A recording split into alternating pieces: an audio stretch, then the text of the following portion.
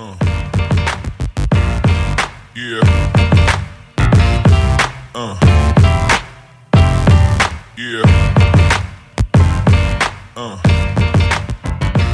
Olá, bem-vindo ao JTN Talks de hoje. A nossa conversa vai ser com o pastor Eduardo Macamo, um homem que divide a sua atenção entre o pastorado e, por outro lado, pelo direito. Ele é advogado de profissão e também pastor sênior da Igreja do Nazareno da Matola A.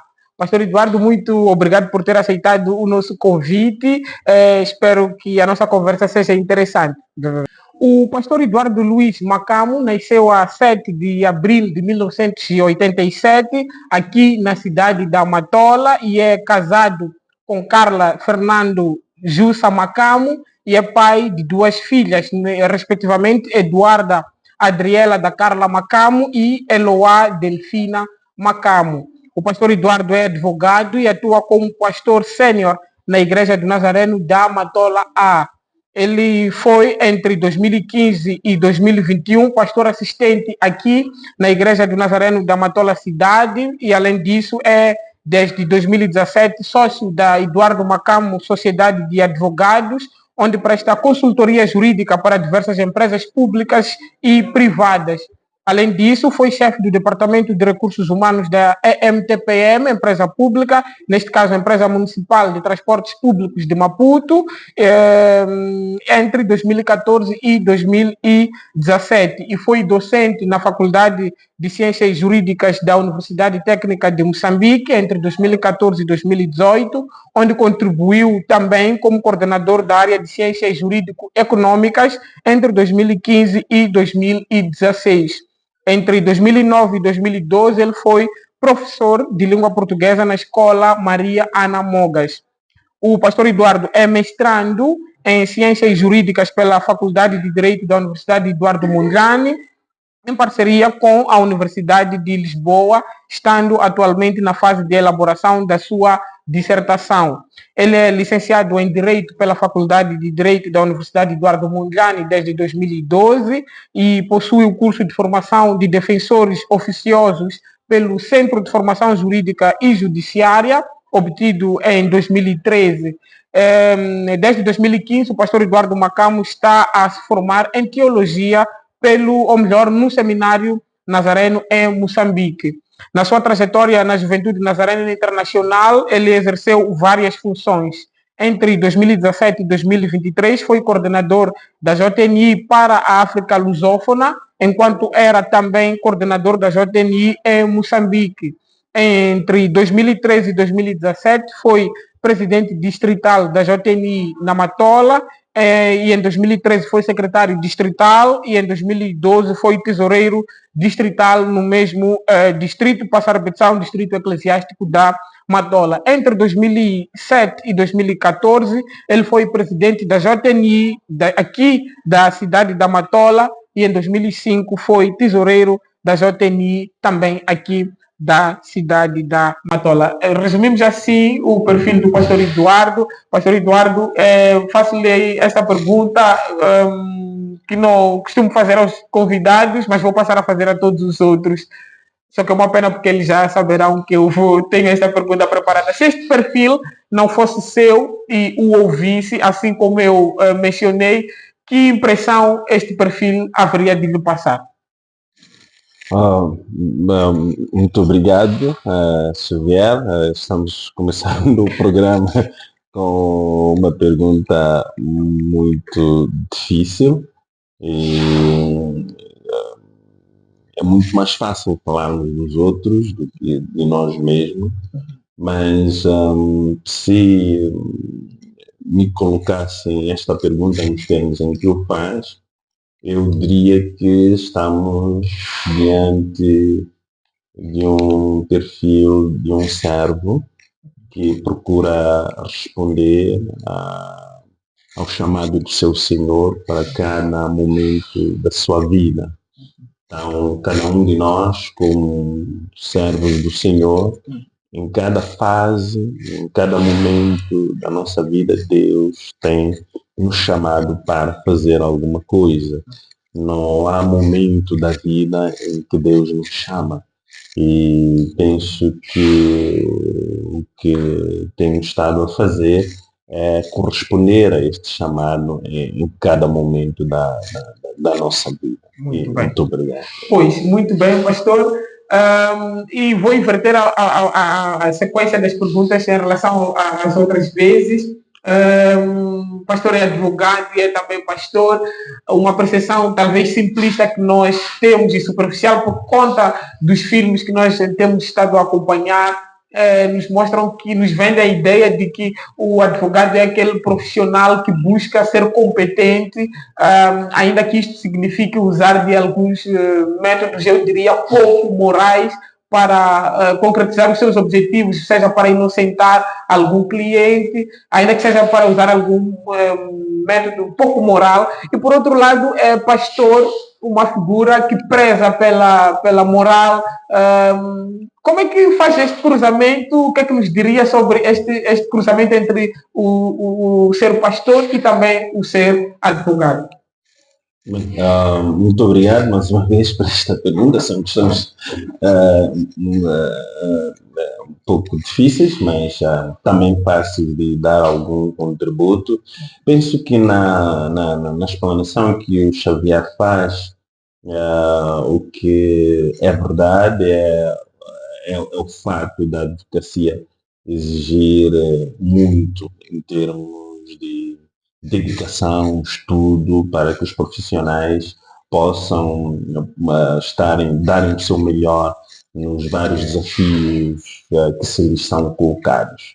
A outra parte da afirmação, ela não me parece muito correta, ou não me parece correta, porque um advogado, ele, na sua atuação, ele preza, ou melhor, a advocacia, ela é regida por princípios éticos, não é?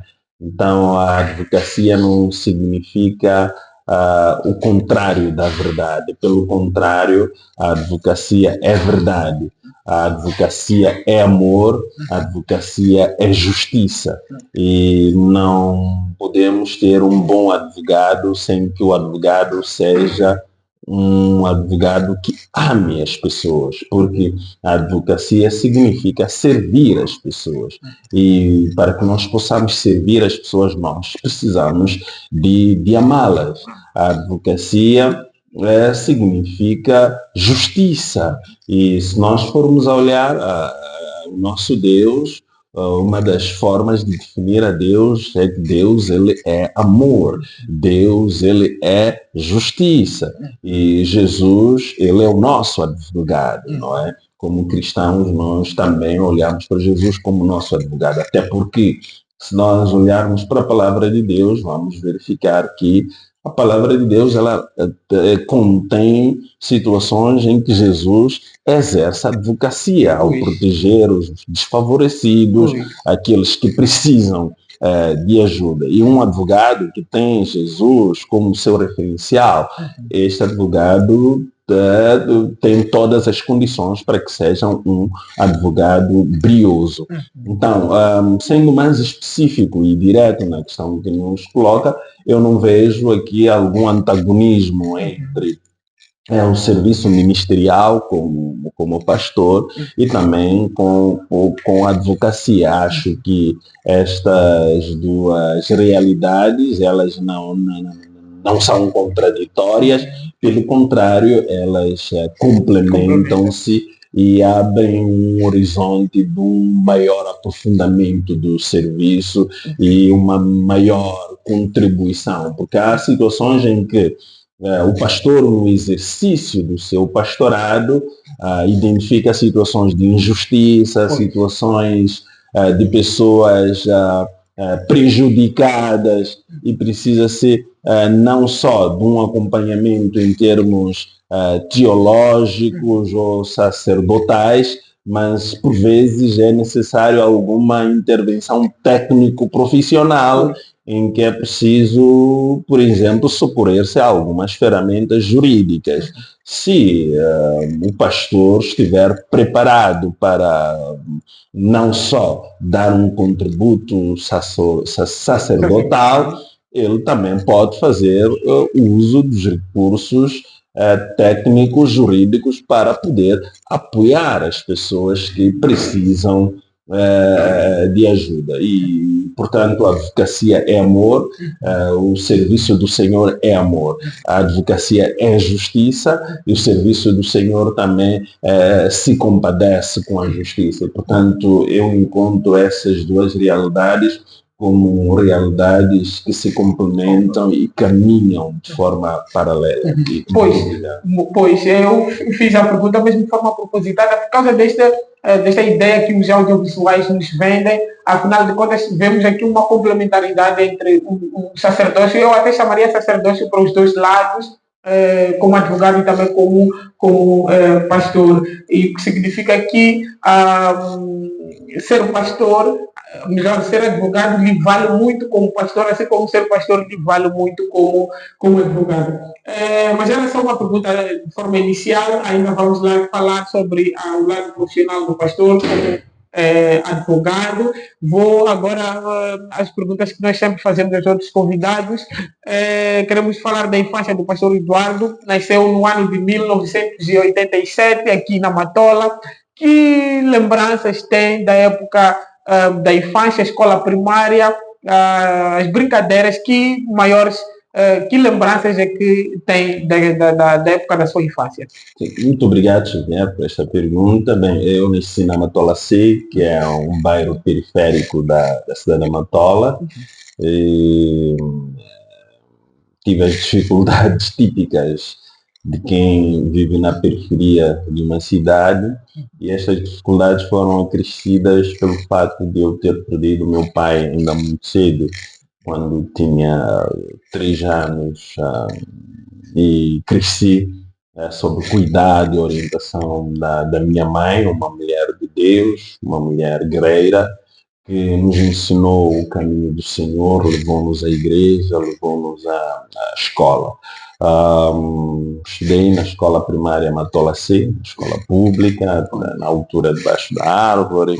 Depois, na escola, quando fiz a 5ª classe, ela já não tinha condições para receber-nos, porque os níveis que a escola lecionava iam até a 5ª classe. Depois fui transferido para a escola primária 30 de janeiro, onde frequentei a 6ª e 7ª classe, e tempo depois, porque também a escola primária 30 de janeiro na altura não lecionava a 8ª classe, e fui transferido para a escola secundária da Matola, onde estudei de 8ª a 12ª classe. Só um dado muito interessante é que quando eu estava na 8ª classe, eu comecei a ter alguma autonomia financeira. Eu tinha uma pequena turma em casa onde dava explicação e apoiava as crianças da zona, e isto permitia-me que eu fosse uma pessoa que deveria se atualizar em termos de conhecimentos, e também dava-me alguma liberdade financeira. Já nesta altura, com 13 anos, eu já tinha condições para poder contribuir comprando meu sapato, minha camisete, e tornei-me um explicador com alguma aceitabilidade na cidade da Matola, e ia para casa de algumas famílias onde dava a preparação. Recordo-me que quando estava na 11ª classe, eu comprei o meu primeiro telefone, era Nokia 3310, alguma coisa assim parecida, com o dinheiro da explicação, e portanto sempre estudei e trabalhando um pouco, e gostava muito da questão da explicação, porque ela fazia com que eu tivesse de me aplicar nos estudos para poder apoiar os outros. Então era uma reconciliação interessante. E também a minha mãe sempre deu-nos o essencial para podermos viver, mas também isto permitia-me que eu pudesse ter alguma autonomia financeira e pudesse responder a algumas necessidades específicas que eu precisava. E ela nos ensinou a estudar e também a trabalhar. Tanto é que, para além disso, ela levou-nos para um centro de preparação profissional, onde aprendi machamba, cerâmica, carpintaria e sempre tivemos uma preparação escolar, mas também uma outra componente voltada para questões de produção e de serviço prático. E isto foi também interessante para a construção da nossa personalidade, para amar o trabalho ainda cedo e saber que a vida ela é resultado de trabalho, estudo, empenho e dedicação. E ela também levou-nos para a casa do Senhor. E penso que esta educação contribuiu também para a formação da minha personalidade. Pois, muito bem. Pastor mencionou que perdeu o seu pai ainda muito cedo, com 3 anos de idade, pois é pai de 2 meninas, naturalmente procura protegê-las de toda maneira que pode. Sente que a falta da figura paterna influenciou de alguma maneira na personalidade que o pastor Eduardo foi construindo ao passar do tempo. Bem, esta é uma boa pergunta. Eu acho que um pai ele é muito importante na vida das crianças e eu tenho estado a sentir isto. E a paternidade também fez com que eu me tornasse uma pessoa mais grata. Uma pessoa mais grata a Deus, uma pessoa mais grata a minha mãe. E nosso Deus é um Deus zeloso.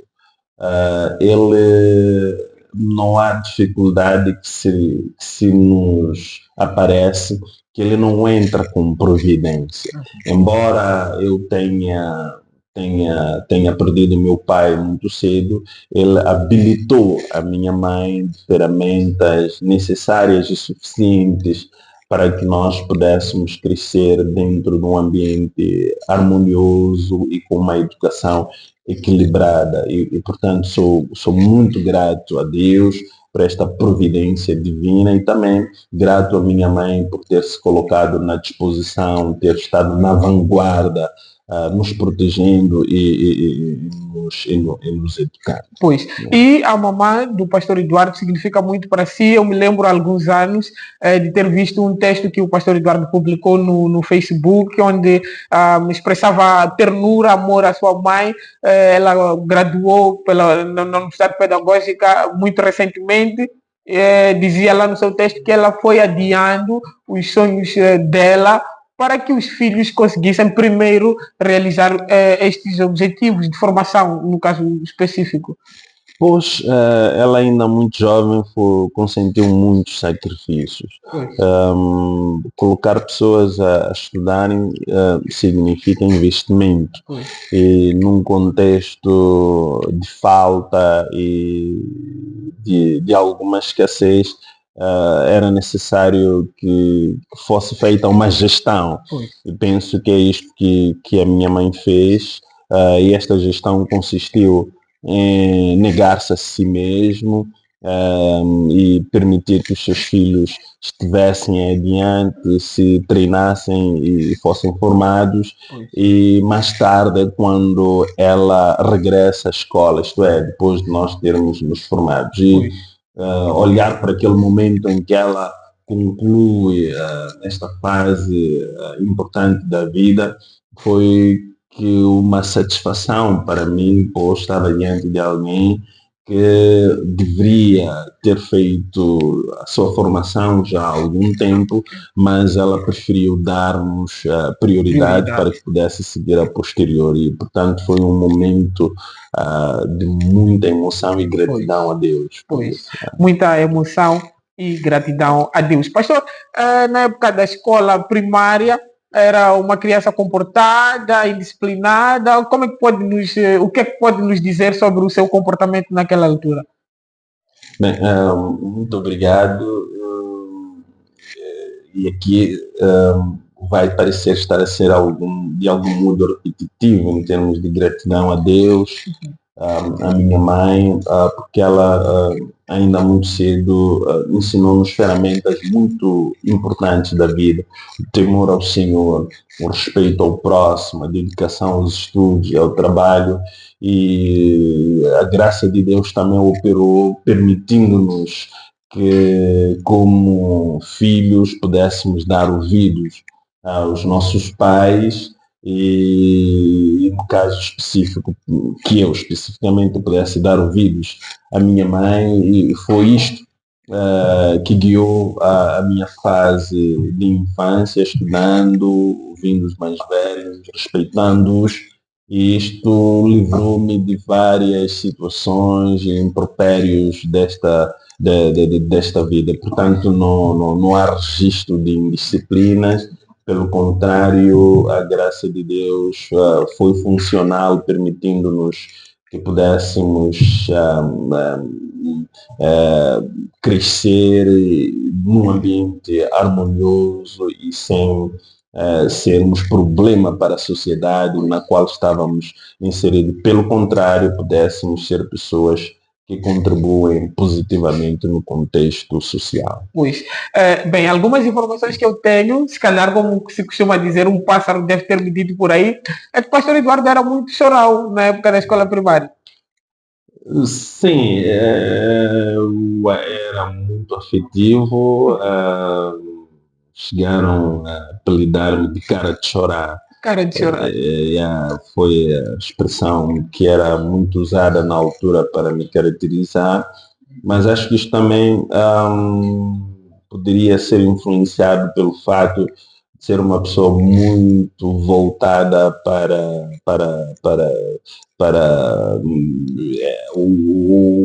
era protegida por um amor mais materno.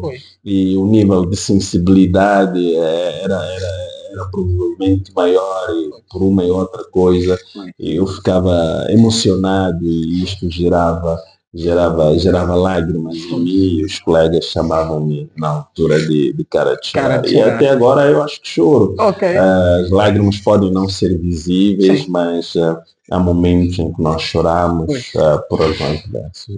E pastor descarta aquela ideia de que os homens sequer devem brincar de chorar.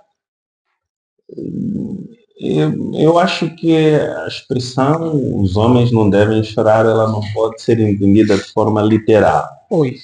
Ela deve ser compreendida no sentido de que os homens devem, como cabeças, devem serem aqueles que devem se esforçar em estar na vanguarda e não limitarem-se em lamúrias, não limitarem-se em observar os fenômenos, mas serem pessoas que provêm soluções. Então, a forma correta de compreender "os homens não devem chorar" não significa uma compreensão meramente literal, porque o choro, ele é natural, deriva do fato de nós sermos humanos, mas o não chorar significa que não pare por aí, não é? Arregace as mangas e volte ao trabalho, posicione-se. Pastor, vamos agora abrir a página para a época da juventude. Se calhar isto vamos fazer uma ponte com a época que já passava para a escola secundária. Disse muito bem que já ganhava alguma autonomia financeira, dava explicação a algumas crianças, e ao mesmo tempo foi presidente da juventude. No ano de 2005, eu devia ter poucos anos, estava com 3 anos de idade. O pastor Eduardo foi tesoureiro da JNI aqui da cidade da Matola, de resto teve várias outras funções aqui na JNI da Matola cidade, foi presidente, foi depois para a nível do distrito. Essas funções na juventude valeram-lhe muito. Que lições é que foi colhendo durante estas funções que exerceu na juventude Nazareno Internacional? A Juventude Nazareno Internacional, ela existe para atrair a nossa geração para uma vida dinâmica em Cristo. Pois. E para que nós possamos atrair os outros para uma vida em Cristo, tem como pressuposto primeiro nós mesmos estarmos em Cristo. E ela permitiu com que eu pudesse ter um espaço de maior compreensão sobre... E pastor, vamos agora buscar saber sobre o seu trajeto com Cristo, como é que Jesus lhe chama, sobretudo para o trabalho ministerial como pastor. Sei que entre 2015 e 2021 foi pastor auxiliar aqui na Igreja de Nazareno da Matola Cidade, foi onde deu os primeiros passos, pelo menos como pastor. De que maneira é que foi o seu chamado? Bem, quando colocam esta pergunta, eu vou pensando muito na teologia do chamado, porque quando nós somos colocados esta questão de que forma é que você foi chamado, eu começo já a abstrair, porque a questão do chamado de Deus, ela não é uma questão tão literal e fácil de compreender e de responder. Até porque primeiro temos na tipologia do chamado, nós temos o chamado universal e também temos o chamado particular. O chamado universal, ele tem o seu verso já em Gênesis, quando Deus procura o homem. Adão, onde estás? Não é? E se nós estabelecermos a distinção entre o chamado universal e o chamado particular, nós vamos verificar que os verbos do chamado universal e do chamado particular, eles são distintos. O chamado universal, ele tem como verbo vinde a mim, todos que estáis cansados e oprimidos. E o chamado particular, ele tem como verbo ide a todo mundo, pregai o Evangelho. E o chamado particular, ele tem como pressuposto a resposta do chamado universal.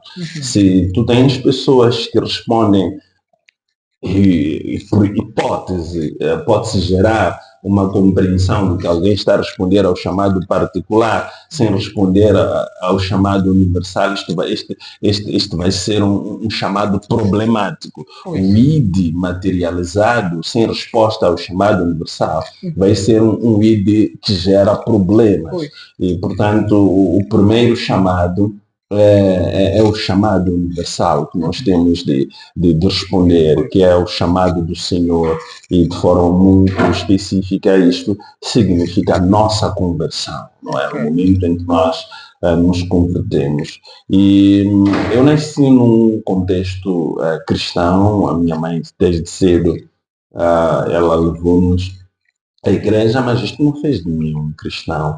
Uma fase da minha vida em que eu vim à igreja por costume, por ser prática da família, mas houve uma certa fase na minha vida em que tomei a decisão de aceitar e reconhecer a Jesus como Senhor e o único Salvador da minha vida. Isto quando tinha mais ou menos 15 anos de idade, e decidi me batizar, ou aceitar o batismo, quando eu tinha 16 anos. E foi quando os meus olhos se abriram e comecei a ter uma maior compreensão de quem é Deus, e mais do que ter uma compreensão, comecei a buscar interesse em ser uma pessoa que segue ao Senhor. E este é o chamamento universal. Tempo depois, vamos para a fase do chamamento particular, não é?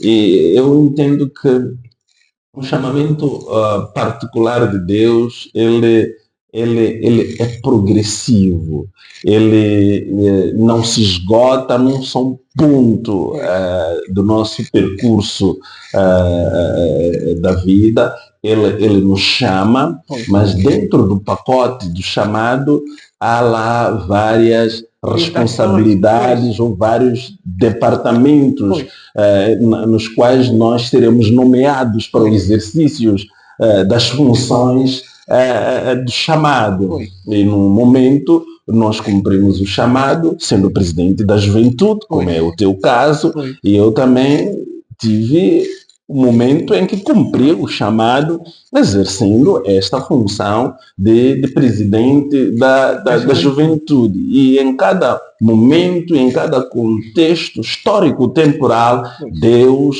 materializa o seu chamado nas nossas vidas. E, portanto, nós não podemos compreender o chamado como um quesito que se esgota num determinado momento. Não, o chamado, ele é constante, ele é dinâmico, ele é progressista em função dos interesses, dos objetivos do reino, daquele que nos chamou, daquele que nos comissiona. Em cada momento, em cada contexto, ele vai nos orientando, nos redirecionando para os objetivos do reino. Então, o que eu quero dizer é que nós estamos no cumprimento de um chamado e provavelmente seremos também chamados para outras missões no momento que ele entender e para os objetivos que ele quiser. Eu acho interessante, aprendi esta ideia do chamado geral e depois para o particular, e exatamente para atender a este chamado particular, o pastor viu a necessidade de matricular-se para aprender a teologia no Seminário Nazareno em Moçambique. Sim. Na verdade, há um exemplo que o pastor Manzu costuma dizer. Ele diz que o peixe, quando nós pescamos, ele é salgado. Quando ele come o anzol, ele pode ir para lá, pular para lá, mas no fim ele vem para o pescador, porque ele já foi pescado.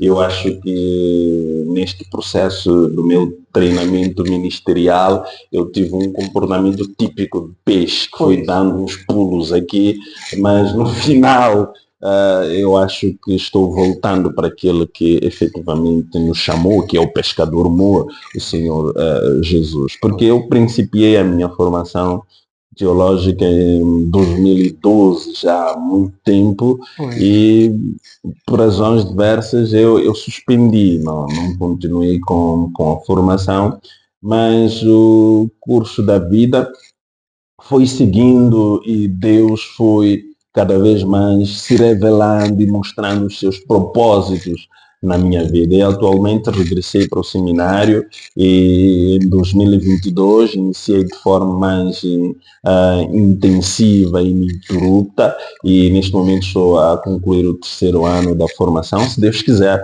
próximo ano eu termino o curso e estarei à disposição de Deus para aquilo que Ele orientar a fazer.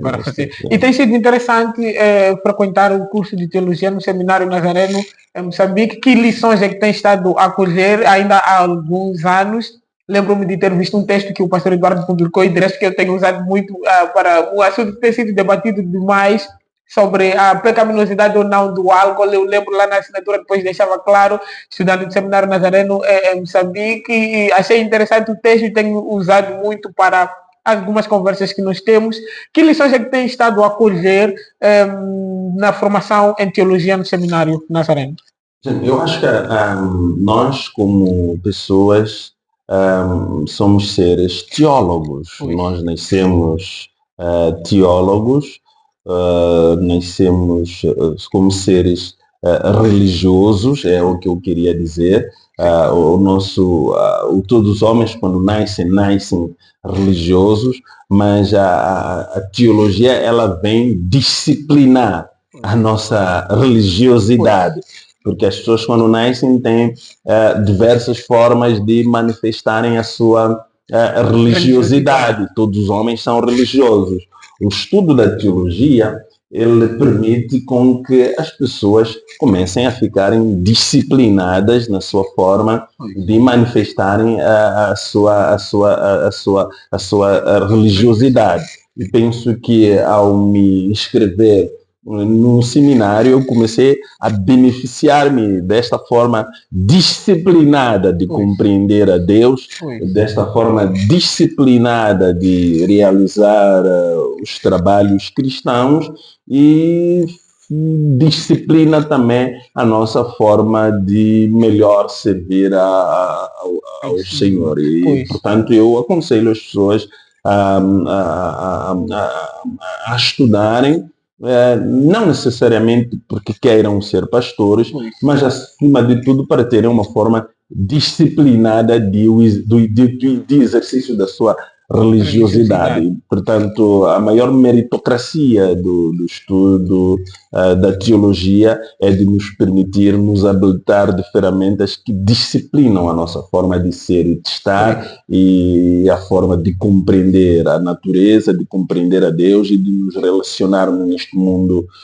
global no qual nós nos encontramos. Pois, e agora o pastor Eduardo está a liderar a Igreja do Nazareno da Matolá, isto desde o ano de 2021. Como é que tem sido liderar a Igreja do Nazareno da Matolá? Nós temos estado a ver um trabalho interessante a ser feito. Como é que tem sido liderar a Igreja do Nazareno da Matolá? Começou a liderar naquela época em que já estávamos, diria, a dar um adeus à pandemia da Covid-19, mas lembro que também tivemos um pouco daquela limitação e depois quando as portas abriram. O que é que nos pode dizer sobre liderar a Igreja do Nazareno da Matolá? Sim, esta questão que o Xavier coloca, eu a classifico como uma questão inserida no pacote de chamado. Pois. E que ele é departamental, no sentido de que Deus nos comissiona para diversas responsabilidades em cada momento da nossa vida. E penso que eu fui, de certo modo, agraciado por Deus por ter me permitido que antes desta função eu pudesse poder servir em outras frentes dentro deste vasto pacote de chamado, como líder dos jovens, como assistente do pastor Arsênio aqui na Igreja do Nazareno da Matolá.